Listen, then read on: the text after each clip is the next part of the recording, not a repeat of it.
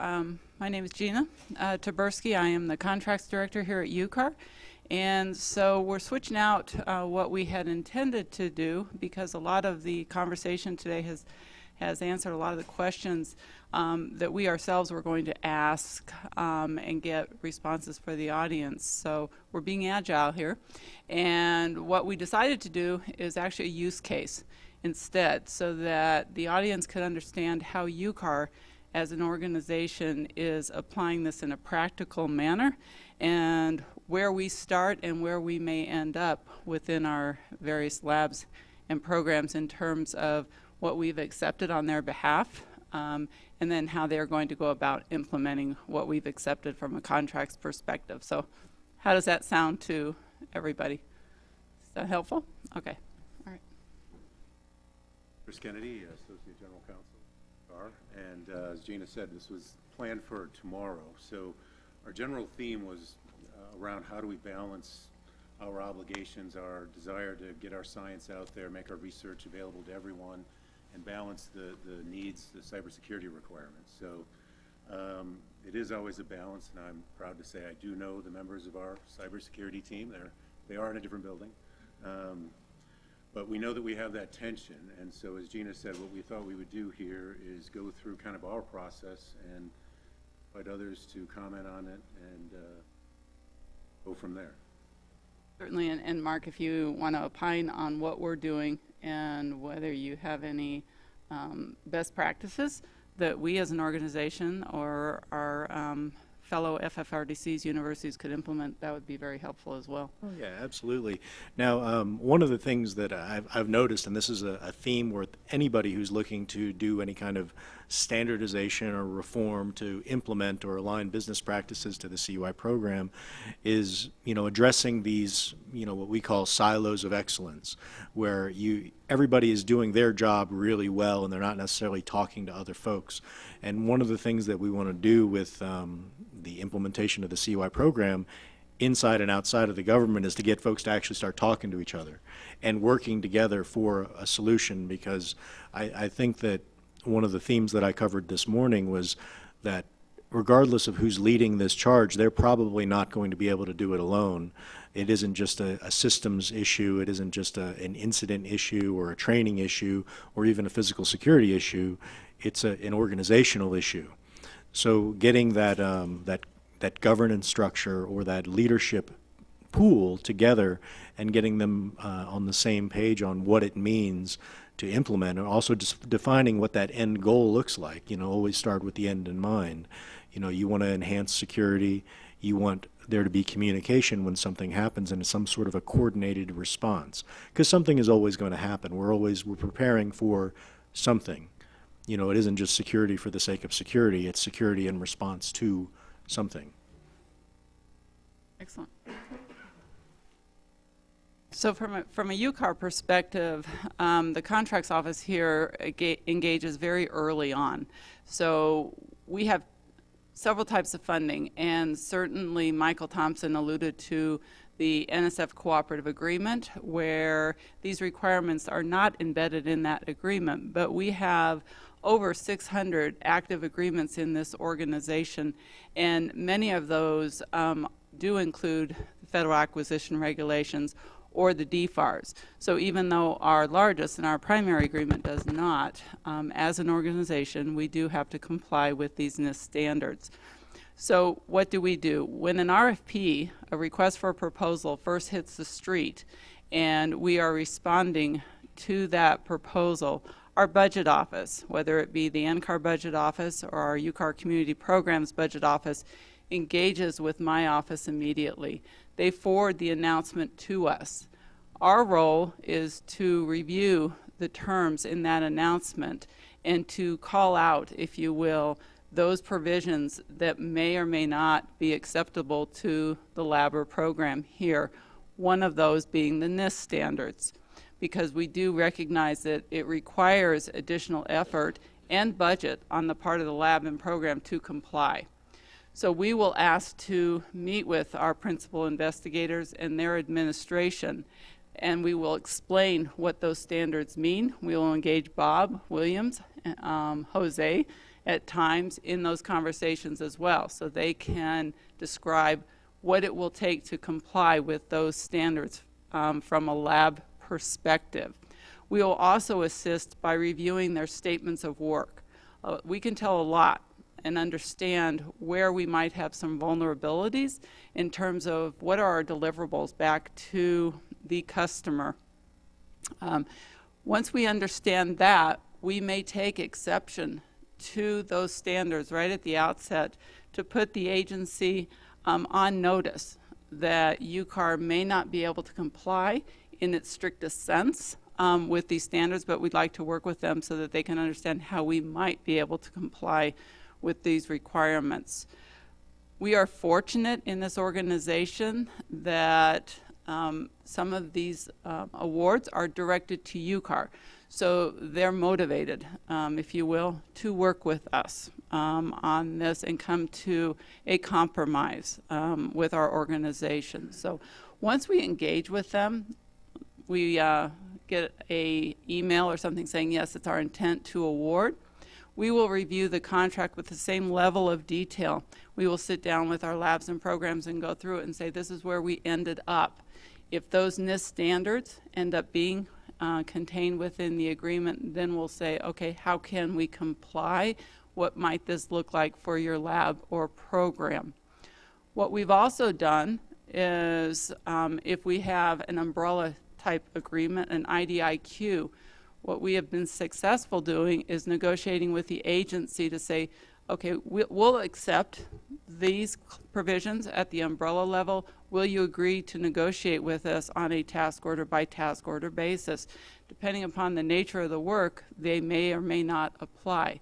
We have been successful in that case in getting that caveat embedded in our agreement. So there's a lot of options here that your agencies, if you open that dialogue up with them, they may have some flexibility and be willing to modify those agreements. What else can I say here?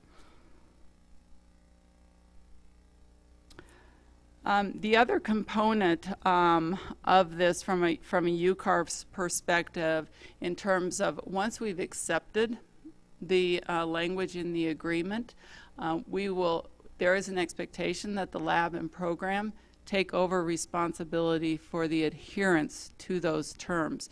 They will work very closely with Bob Williams and his team and Aaron Anderson to make sure that they understand, again, their obligations. And we will do a check-in with them occasionally to say, where are we at with your compliance? Just as a reminder to say, we do have this compliance requirement. And so that's basically what we do here at UCAR from a contracts office perspective. Did you want to add anything, Chris? Look at intellectual property too, but that's not really the subject here, but yeah. Certainly.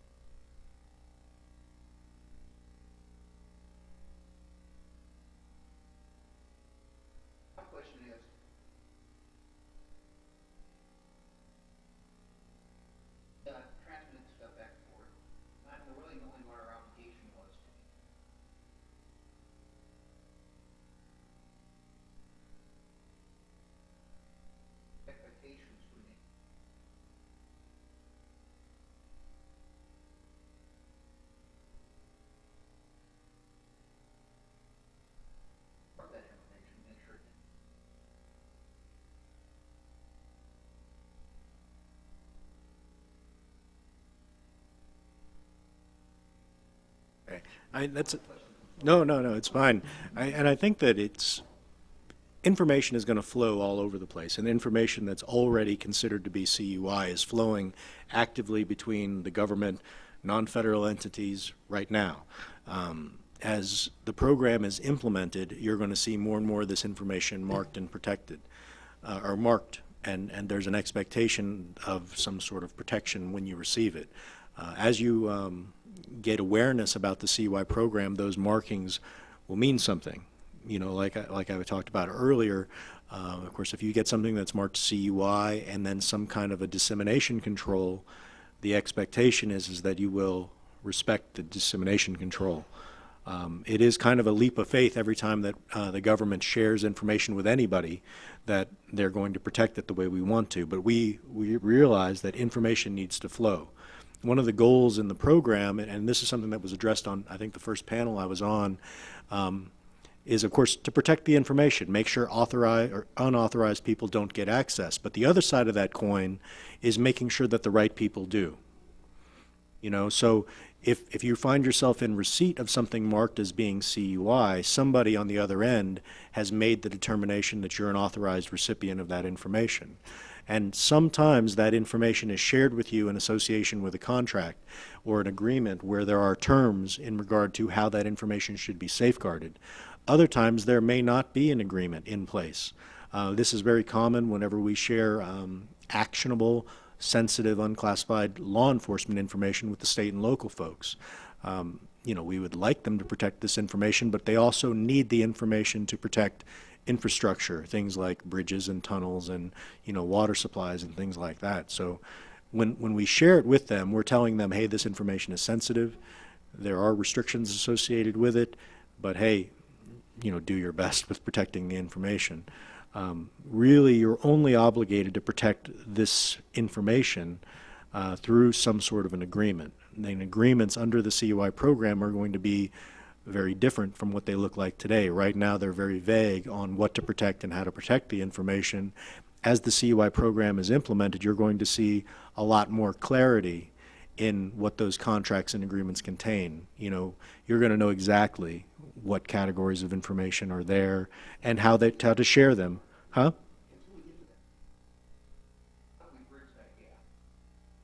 It's kind of a waiting game. You know, right now, existing practices, they win the day. You're going to slowly see more and more CUI markings and practices and safeguards come through agreements. And right now, all you can do to prepare for this transition is raising awareness, setting the expectation to the workforce about what it means. The CUI program is something that's not going away. It's going to be a part of the culture. It's eventually going to overtake everything that we do right now. But it doesn't mean that CUI as an information type is brand new. It is based off of existing practices, meaning that you're already protecting this information. You were just doing it in another way. And for the most part, you can almost bet that you probably were not necessarily, or not you personally, but non-federal entities generally, were not informed of the sharing, dissemination, or safeguarding requirements that were associated with those laws and regulations, like the idea of no foreign.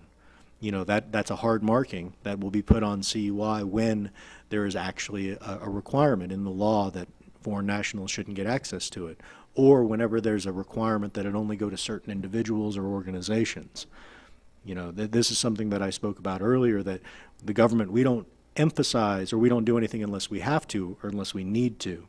So the emphasis that we place on the requirements and laws and regulations, that emphasis is there for a reason, and you can imagine why, is because laws and regulations were not being followed. Those requirements were put in those regulations for a purpose. And the CUI program is now going to be the enforcement arm to make sure that that happens. And with that, the same thing that you can expect also, and this is the bad side of any information security program, is you can expect inconsistent markings or inappropriate markings or identification of information that doesn't qualify. And I spoke to somebody earlier about this and the idea of challenging the status. You know, in the CUI program or any information security program, it is very appropriate for you to, you know, you could call it pushback. Or you could say, you just pick up the phone and you ask the question, what do you actually mean, or what do you expect me to do with this, or how do you expect me to handle it, because it isn't crystal clear. You know, obviously with CUI, when you see a dissemination control, now you know the inside scoop on what those mean. There's 7 of them. So if you see that, you know, that's probably just as important as the categorization of it being a CUI, because that says who can receive it or who can't receive this information, or possibly the safeguardings associated with it. You had another question?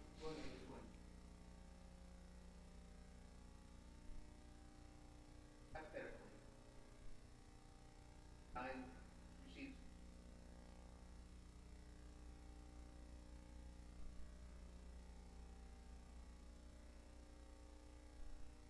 Yes, that would be legal.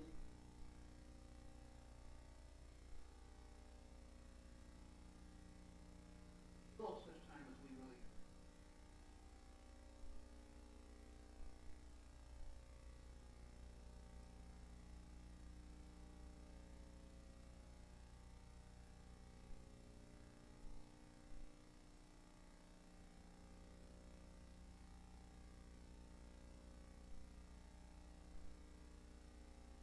I think that, well, if information is clearly marked as being controlled or CUI, that means that somebody in the government has made the determination that it is worthy of some kind of protection. And if it's sent to you and there's no dissemination controls associated with it, like no foreign distribution lists or some other type of distribution statement on it, then it is up to you as the holder of the information to decide who receives that information, who has a lawful government purpose for access. It isn't just everybody. CUI, by its nature, is not just publicly available. Everybody in the organization just can't walk up and see it just because it happens to be there.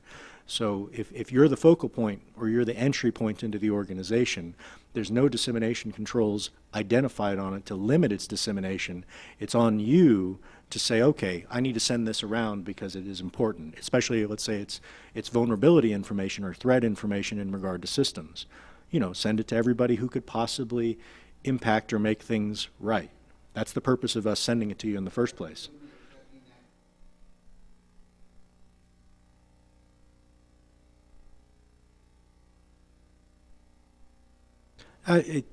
Not really. You're only committed to safeguard the information if there's an agreement in place. If they've sent it to you, it's an authorized dissemination. I like to use the law enforcement angle because that's more my experience, is that if we're sharing information from, let's say, DHS that comes from the intelligence community that says bad guys are going to blow up a bridge or they're going to contaminate a water supply, we're going to send that to state and local officials for them to take action to protect the infrastructure. Now, the information that they receive is going to be marked as being CUI, and when they receive it, it's going to be recognition that, hey, this is something you should probably pay attention to. We deem you to be an authorized recipient of this because you're fulfilling a lawful government purpose. Now, the idea of a lawful government purpose doesn't mean that it has to be just federal folks. If we're sending it to you, you have a lawful government purpose for access to that information. And if an agreement doesn't exist, it is that leap of faith that the government is taking that you are going to do your best to honor that information. The same thing goes when we share information with international organizations or even countries, for example. There are agreements that we enter into with these other countries to share this information. And it's a leap of faith. Sometimes we have to get it to them. We don't have time to draft an agreement. That's why there's this key phrase in our 32 CFR 2002 that says, when feasible, enter into an agreement. Basically means if you have time. Sometimes this information has an expiration date. It's only good for a certain amount of time, so it needs to move. So the purpose here is to kind of create a level playing field so where everybody, when they go to share it, there's a feeling of comfort when we go to share it within the government and also with non-federal entities. Eventually, I think that what you're going to see with the CUI program is an establishment of a floor of what it means to protect this information. One of the things that Ron brought up and that you see a lot in industry is that in the absence of clear guidance from the federal government on how to protect information or even destroy information, U.S. organizations, academic institutions, and industry, they went elsewhere. A lot of industry groups were using destruction standards that were created out of Germany or international standards when it came to protecting information systems.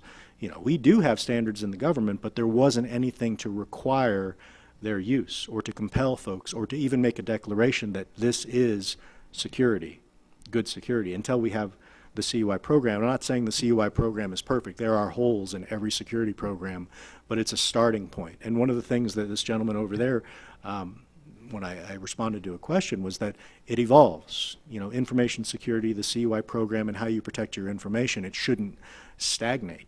you have to assess things as you go. Sometimes you're assessing and modifying security practices and procedure based off of external threats. Sometimes you modify practices based off of incidents that have occurred within your organization. This is why it's important to monitor trends, because when an oversight guy like me, I come out, or somebody is assessing it internally and they've noticed that you have some issues in regard to, let's say, telework. There's vulnerabilities associated with folks who are teleworking, and there's been minor incidents that could possibly grow into major incidents. The question is what are you doing about it? You aren't just collecting incident data for the sake of collecting incident data. The next thing is, are you going to modify policy and procedure to account for that potential loss? Or are you going to be a reactive organization that is just going to wait for something to happen and then react? Don't do that. I'd recommend don't do that, because that's kind of the stance that the government does, just because we had a lot of balls in the air. So really, I have this friend who had this wonderful expression, and he used to say, you know, all we're doing is shooting the wolf closest to the sled. You know, and that's kind of how the government has to operate sometimes. But the beauty about non-federal entities is that, you know, you can kind of see where the government is going with this, so you can be a little more proactive about how to strengthen or establish security programs within your organization. And a lot of this starts with assessing where you're at now. What are you currently doing right now to protect information, and what information are you protecting? You know the standards and the way that we're going. It's the moderate baseline for CUI. So we're telling you what and the how, and also the other elements of what it means to protect this information. As you move towards trying to strengthen your security, you have to, you know, assess, plan, and then modify. So Bob, let me just add on to that from a UCAR perspective. We often have agreements that we accept where they not only have, let's say, the NIST standards embedded, but they have confidentiality on top of that. We will do a notify, and the labs and programs are very aware that these exist, and the information we recommend is disclosed on a need-to-know basis only. And so that's the standard when we have that type of provision in an agreement. So I want to, Mark, ask you another question as it pertains to subcontracts and the flow downs of these provisions to whether it be UCAR or from UCAR to another entity. If a third party, let's say in this case UCAR, cannot accept these provisions, can the prime accept these provisions on our behalf as long as we are not distributing the data directly back to the government? I think you might have to say that slower for me. Okay. It's the end of the day. I don't have so coffee here. Sorry let's about that.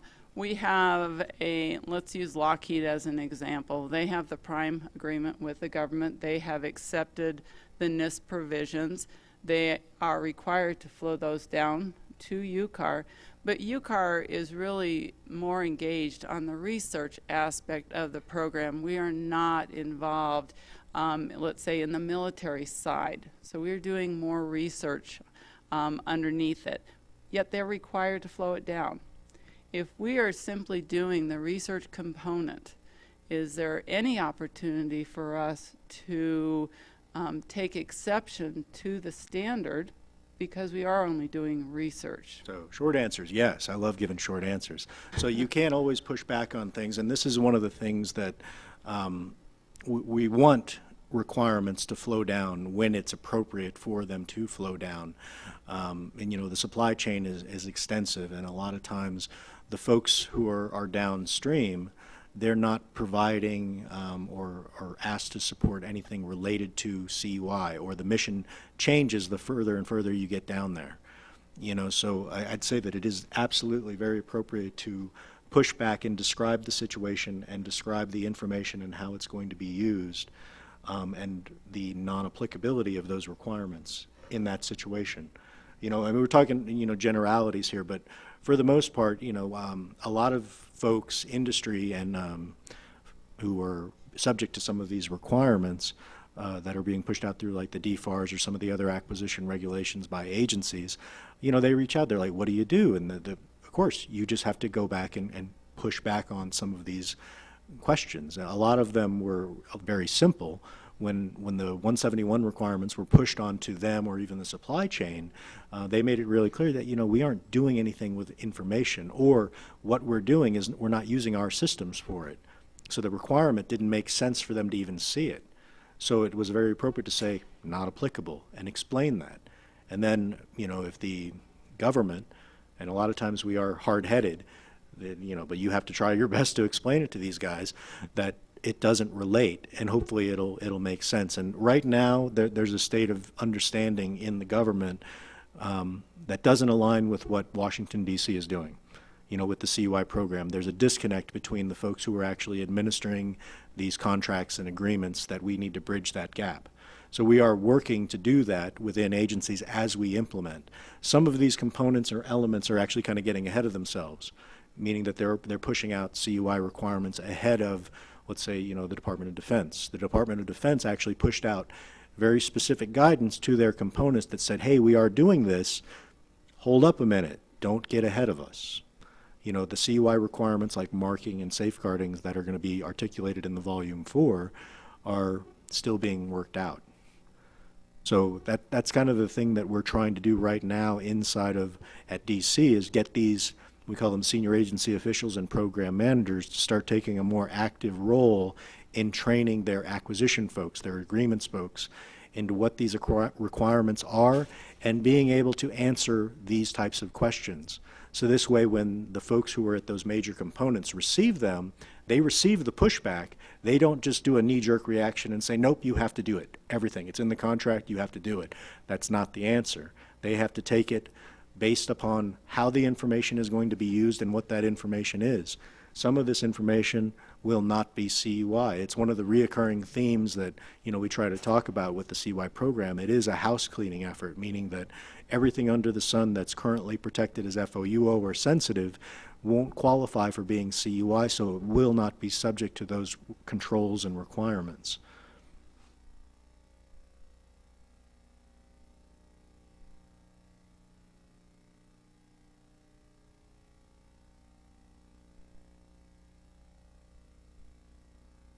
So, I would have, as a program manager, that would have been very difficult for me at DHS, right? So, so the CUI, I think, is a distinct space. Really depends on the requirements.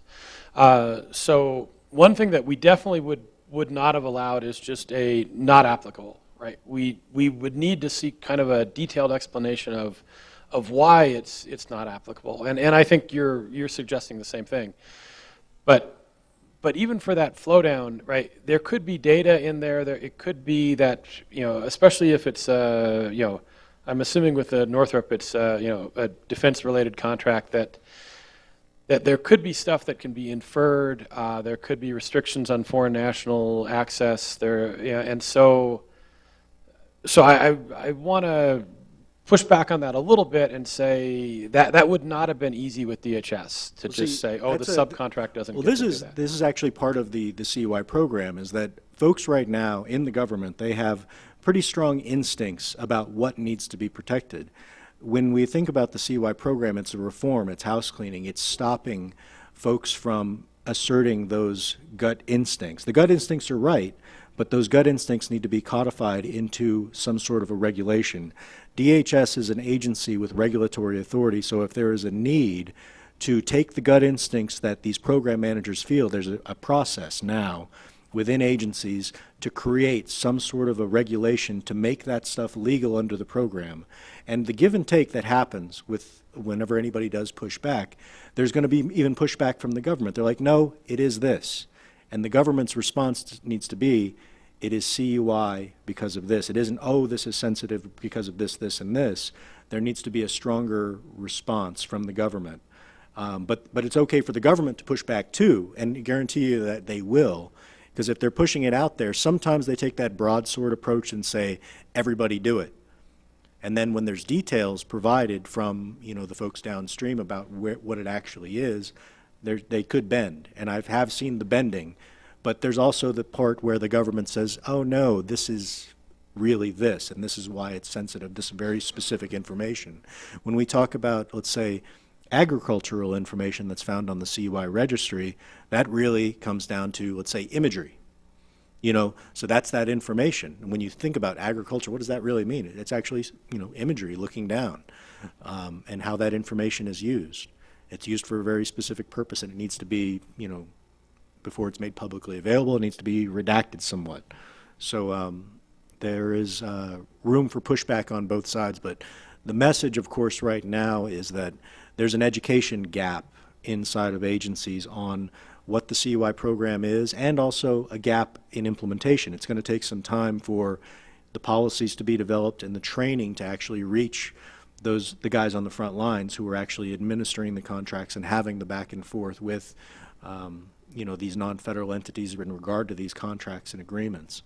Sometimes if you're a subcontractor or you're downstream, you're dealing with the prime, and the prime needs to have that type of education as well about that sometimes it isn't just a broad approach. You have to take a risk approach, and it has to be measured. The idea of the CUI program is to put a magnifying glass over what to protect and how to protect that information. It isn't just, just taking the magnifying glass away and saying, I'm going to protect everything in this room. CUI is saying, it's these two tables right here, and that's it. What he's doing to help him with his work over there may not even relate to his work, because when it's compiled here, that's when it becomes CUI. When he collects it from there, it is still public domain, it's usable, but when it's combined with this and this, that's when it's CUI. And then oftentimes, if it's combined with this over here, it escalates into the classification system.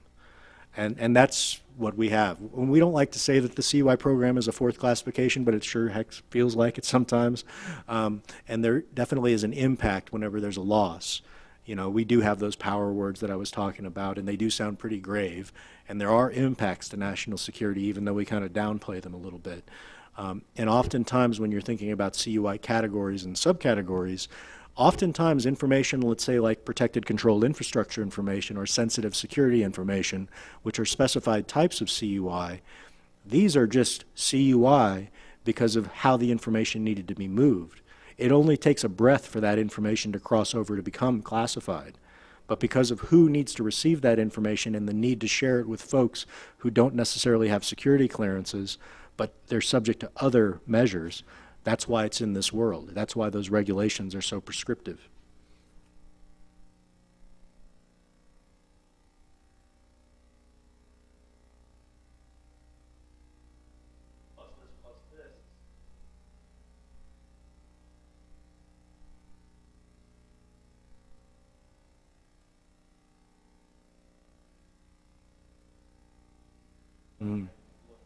Well, that's a whole other element here when we talk about security classification guides.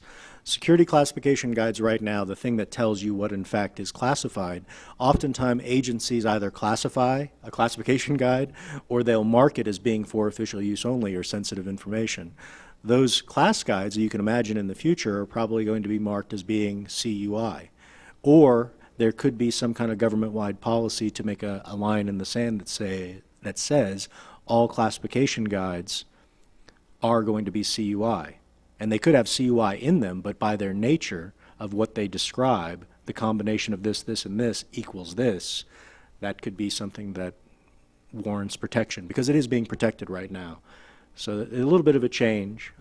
Those class guides that you see that are currently marked as FOUO, SBU, will probably be marked as being CUI. Some of these things are actually publicly available. One thing that you'll notice about the CUI registry, which I kind of describe as a CUI class guide that tells you what to protect, it's publicly available, and that's the initiative out there.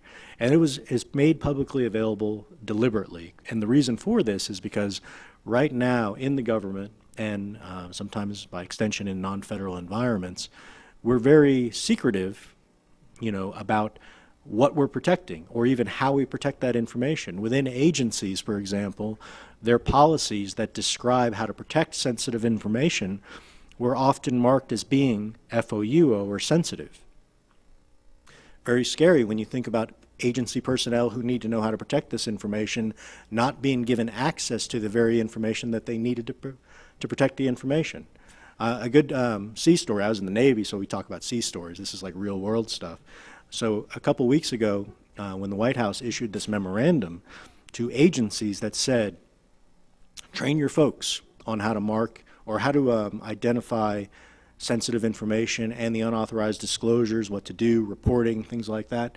It was great. You know, General McMaster, he wanted it done like within a week. He said, everybody, train your folks on this. So we acted, we created YouTube videos, the whole works. But the issue was they actually marked the document itself as being for official use only. So that created some issues when it came to sharing, because that term by itself doesn't mean the same thing across the board. So I had folks calling me from all over the government, and they were talking around the issue because they had sensitivities about talking about FOUO on a public phone. So they would say, hey, Mark, how you doing? I'm like, okay, I'm all right. How you doing? They're like, hey, did you see it? I'm like, what do you mean, did I see it? It's like an Abbott and Costello routine, right? I was like, you know the memo? And I said, what memo? I see a lot of memos. I work in D.C., right? And then we're just going around and around, and I said, oh, do you mean the memo by General McMaster that talked about this, this, and this? They're like, oh, my God, what did you just say? I said, I just said it, you know? And I said, I can send you the memo if you haven't gotten it yet, but they wanted to know what to do about it.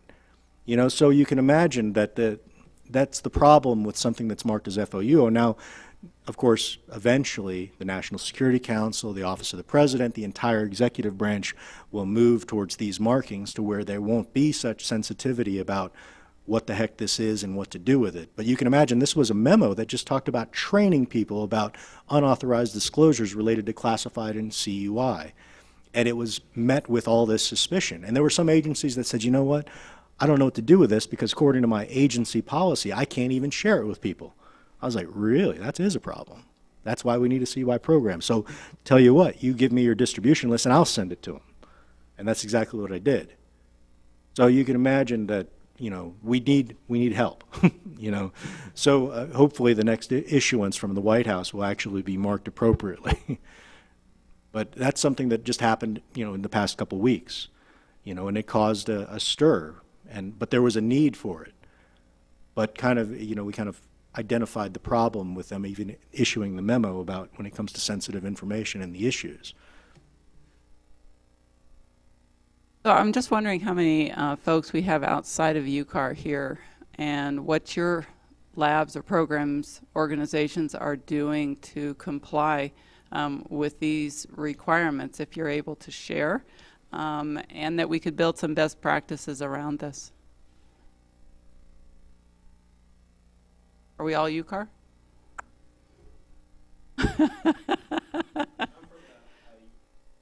Oh, okay.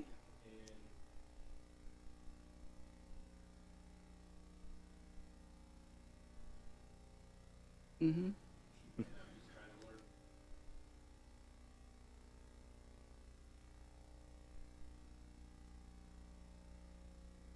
Okay.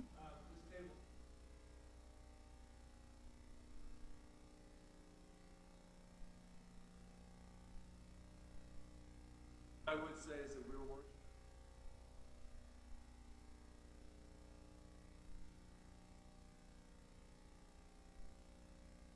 Thank you.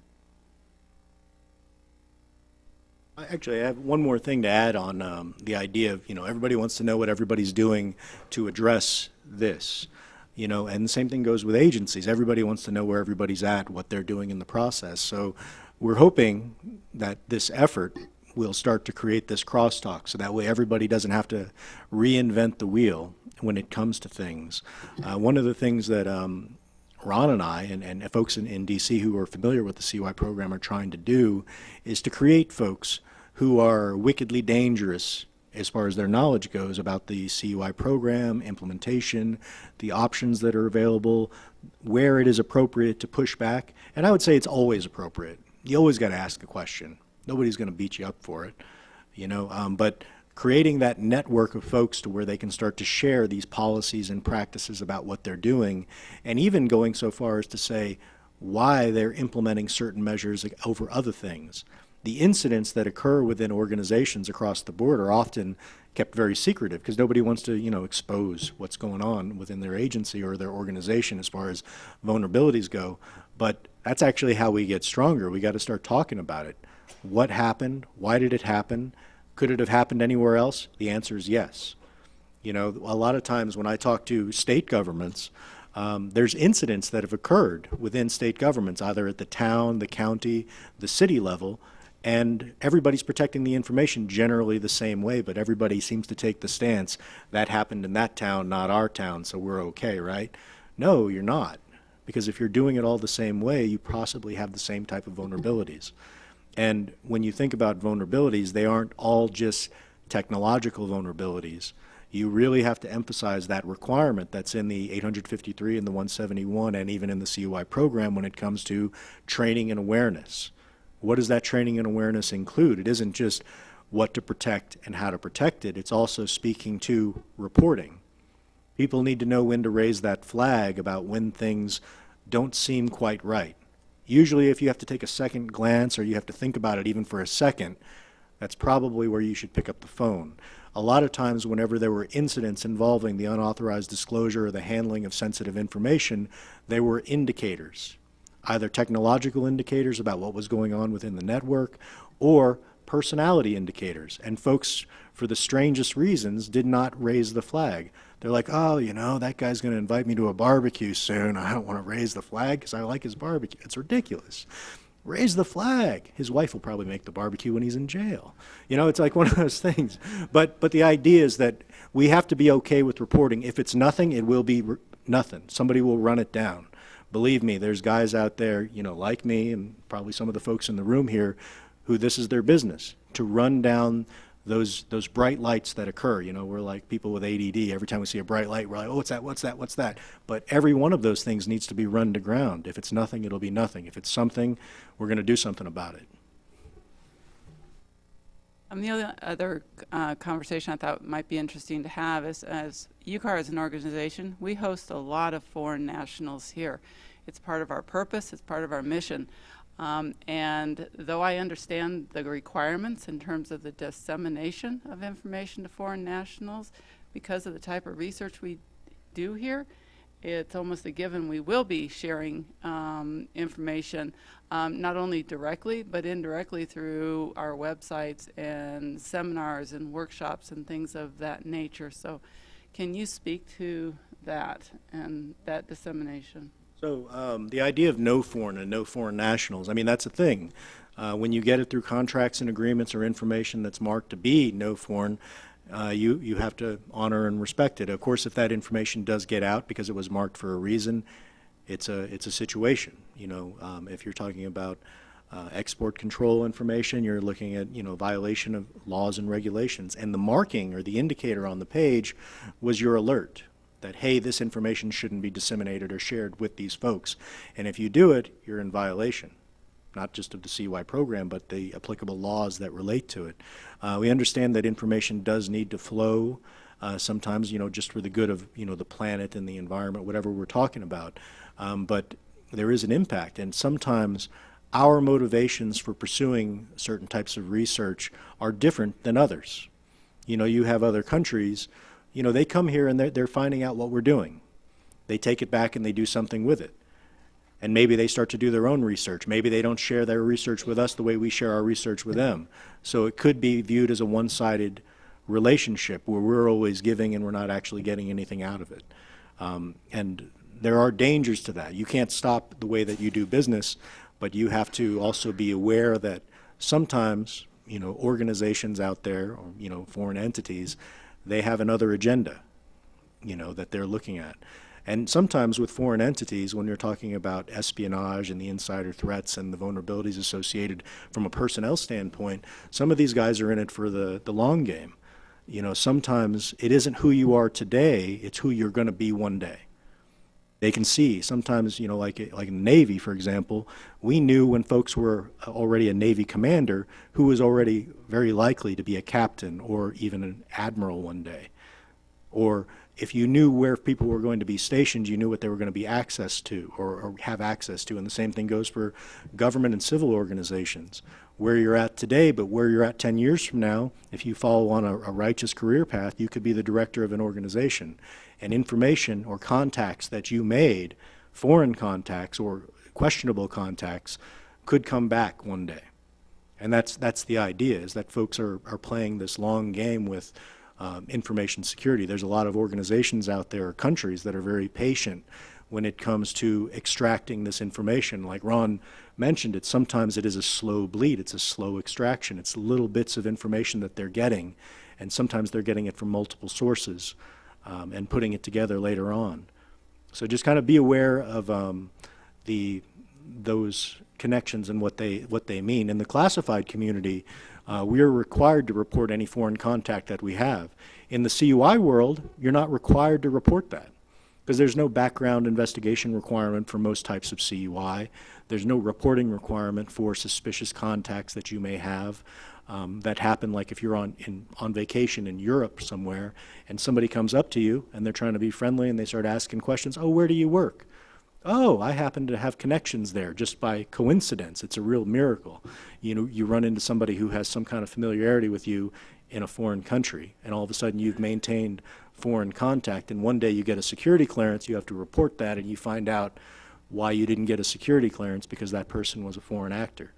Not a television actor, but a bad guy actor who's looking to do some bad things to try to extract information from you. They're trying to see, oh, you're a person of means, you're over here doing this stuff.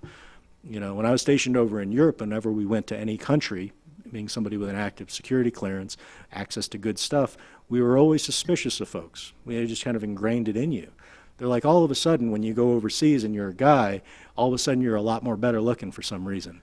You know, all sorts of people start coming up to you. They're like, hey, how you doing? I'm like, man, I'm really popular here. Nobody's talking to me back in the States, but over here I'm the most popular guy in the room. It isn't the accent. It isn't the looks. It's because they know who you are, probably, right? Or they're just trying to fish for who you are. And Americans, we have a tendency to stand out like sore thumbs. You had a question?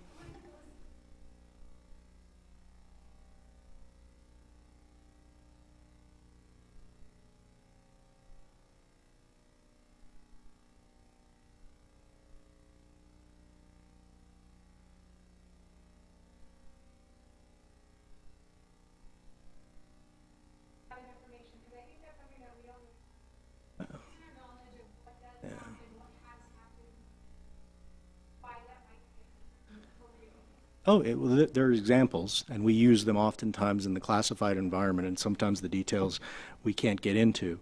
And one of the things that we talk about in the CUI world is that right now, earlier when I said we don't have, in the CUI world, we don't have a Snowden, a Manning, a Winner, an Ultra James, all these folks, and there's a reason for that, is because right now we aren't looking. Once we have a security program in place, there's names that are going to prop up all over the place.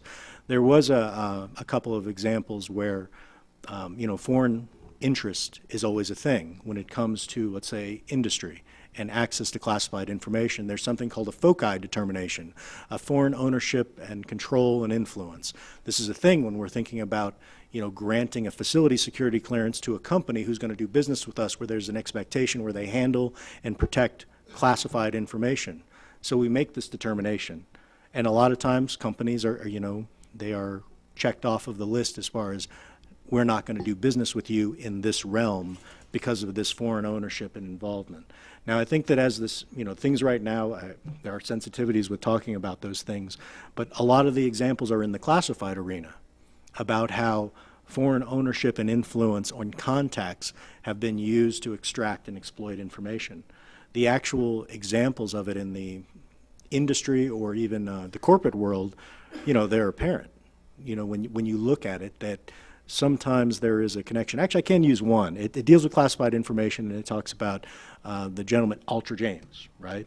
So he was a guy who was, you know, selling secrets, for lack of a better term to put it, but he had a lot of indicators associated with what he was doing, the espionage that he was engaging in. He had, his wife was from a foreign country, and I believe it was Brazil, and he was influenced by that connection. And we all kind of just dismissed it as a government and the folks around him, because we're like, oh, people marry from all over the place. If you're stationed overseas, sometimes you're going to marry a foreign national, fine.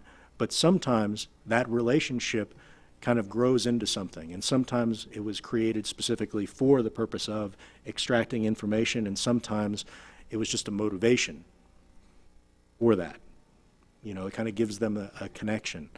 But that's a good thing. I think I'm going to dig out some good examples for you, because at the top of my head, related to stuff, I got to see what what actually is CUI and what I can actually share with folks in regard to examples, because those are real world things. And what you can find within most agencies right now is that they have data in regards to this type of behaviors and how it's been exploited, but it hasn't been publicly available. It's like here and there where agencies have taken steps to examine their sensitive unclassified information programs, the vulnerabilities associated with them, and possibly the connections that folks make or the access that they've given or given to somebody just because.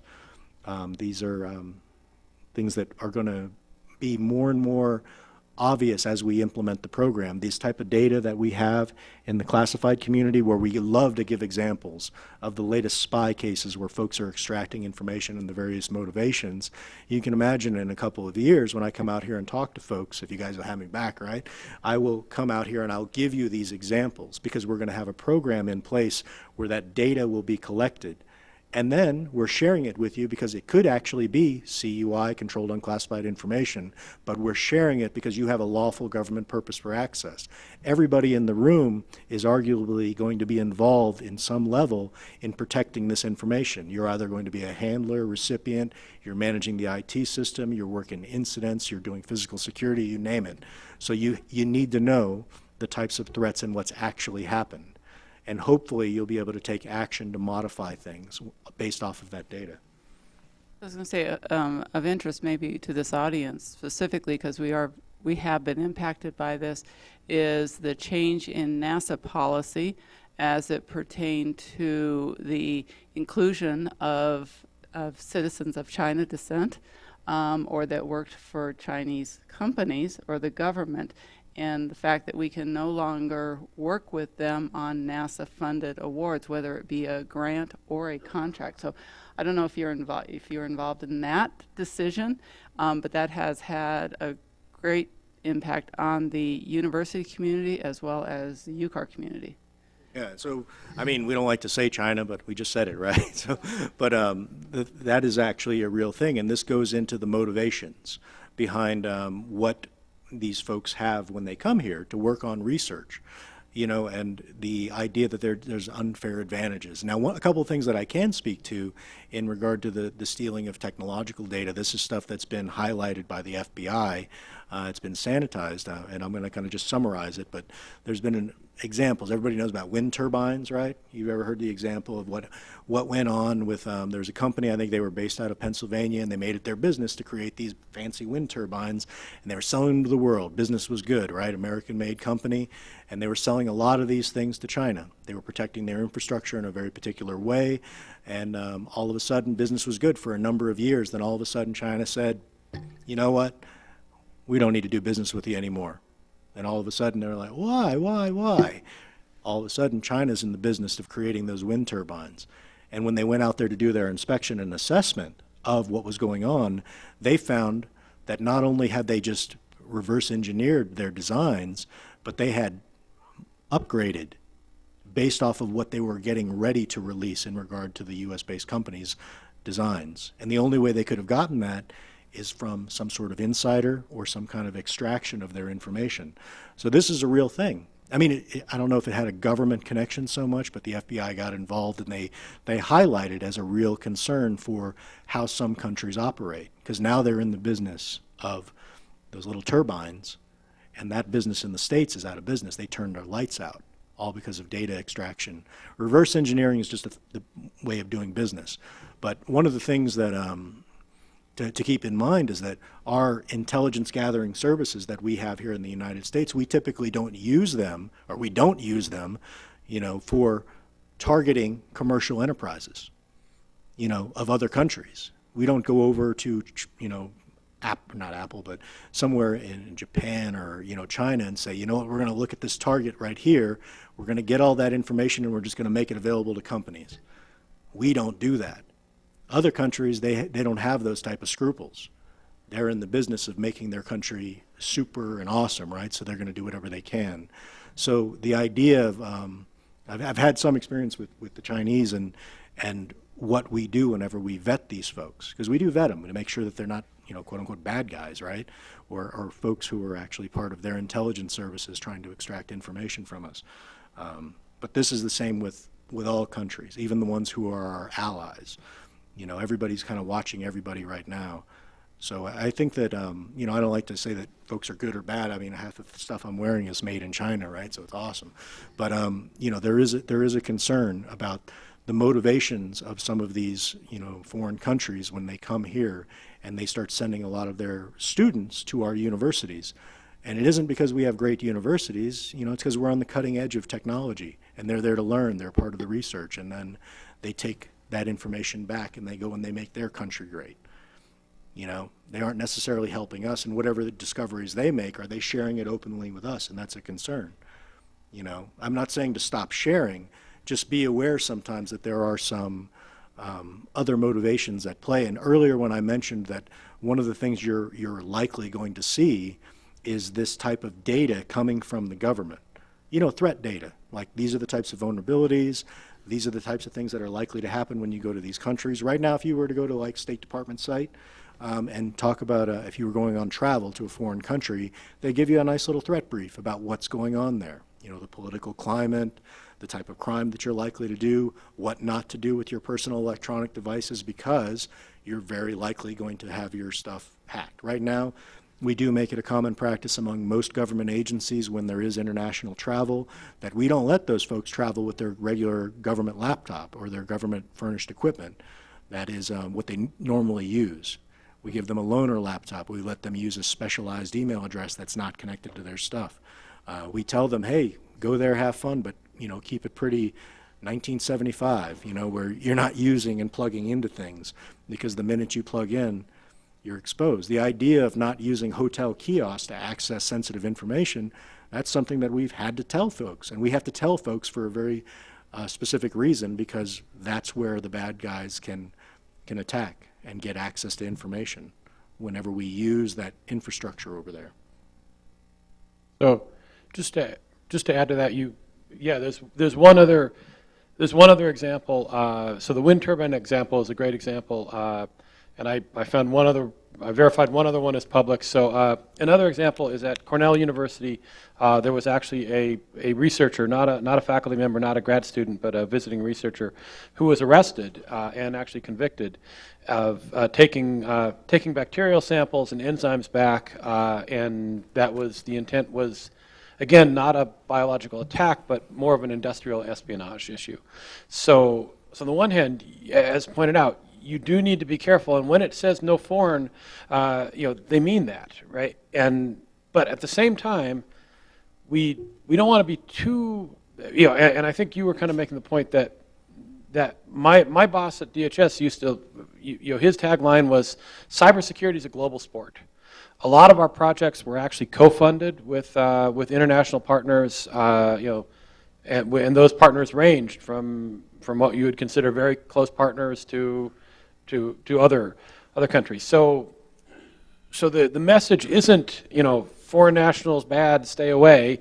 The message, but just like anything, be aware that there are folks doing that. And so back to what Ron, I think, would have promoted if he was here is, what are the expected requirements, right? And so push back on the agency. There can be a tendency just to simply stamp, no foreign national on there, because that's easy. Then I don't have to think about it, right?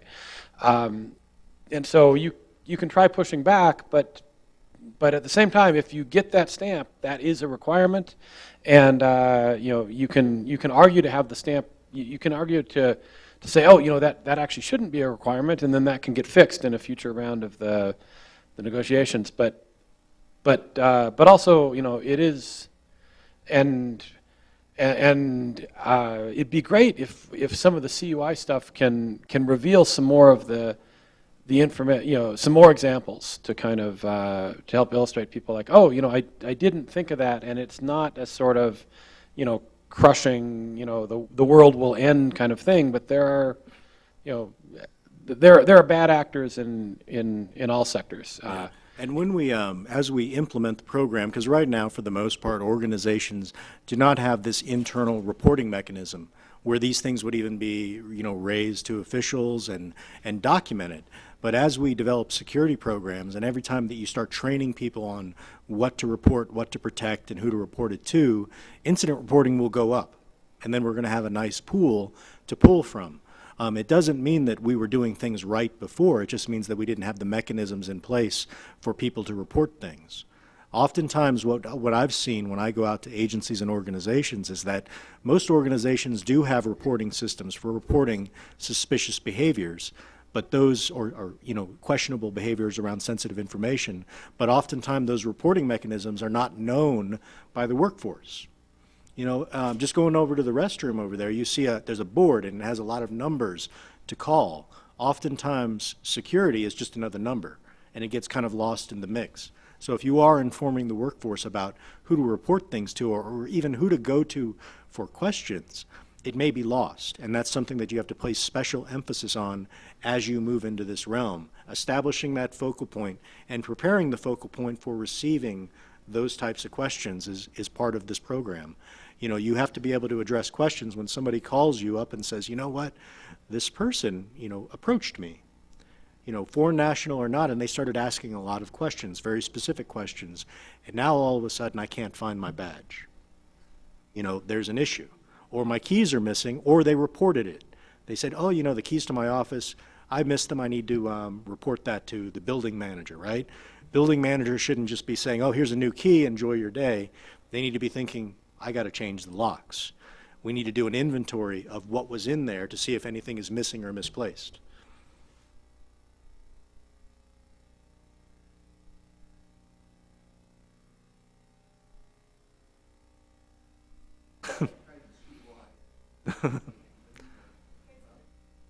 No, I'm happy for the weather out here. It's very crisp out in Maryland. It's very muggy right now.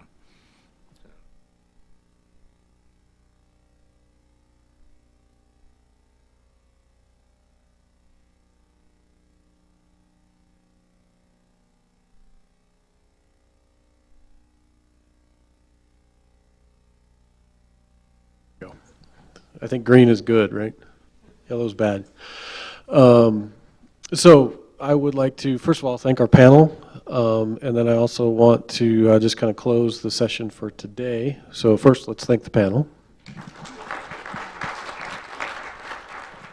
And hopefully this was informative and useful to you all. We certainly appreciate your participation and coming.